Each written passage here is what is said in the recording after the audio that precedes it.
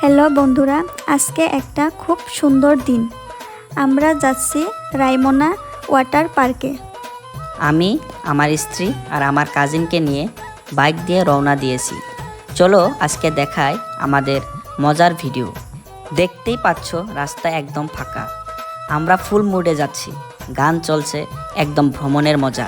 তবে শেষ দিকে রাস্তা একটু খারাপ ছিল, মন খারাপ করার মতো। আমরা মোটামুটি 1.5 ঘন্টায় পৌঁছে গেলাম রায়মনা ওয়াটার পার্কে। বাইক পার্কিং করে চোখে পড়লো বিশাল ভিড় গাড়ির আর বাইকের।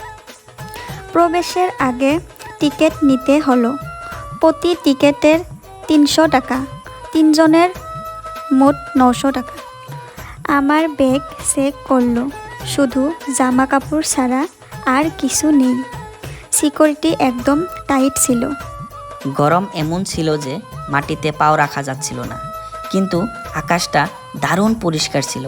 সাদা মেঘ ভেসে বেরোচ্ছে, চারপাশে একদম ফটো তোলার মতো। আমি চেঞ্জিং রুম থেকে পোশাক বদলে বেরিয়ে পড়লাম ঠান্ডা পানিতে। ইস, কি শান্তি! গরম থেকে বেঁচে গেলাম। আমি ভিডিও করছি, আমার স্ত্রী আর আমার কাজিন ওরা একদম এক্সাইটেড। পানি নিয়ে খুব খেলাধুলা করছে, হাসাহাসি আমি চলছে। তো পুরো জলকন্যা, গ্রামের মেয়ে আমি।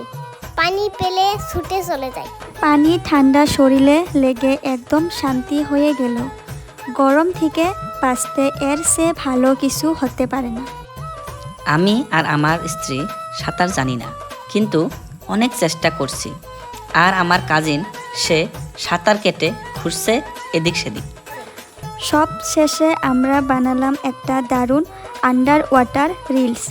আমি আর আমার স্বামী একসাথে পানির নিচে, একদম রোমান্টিক। ছোট ব্লগটি আপনাদের সঙ্গে শেয়ার করতে পেরে ভালো লাগলো।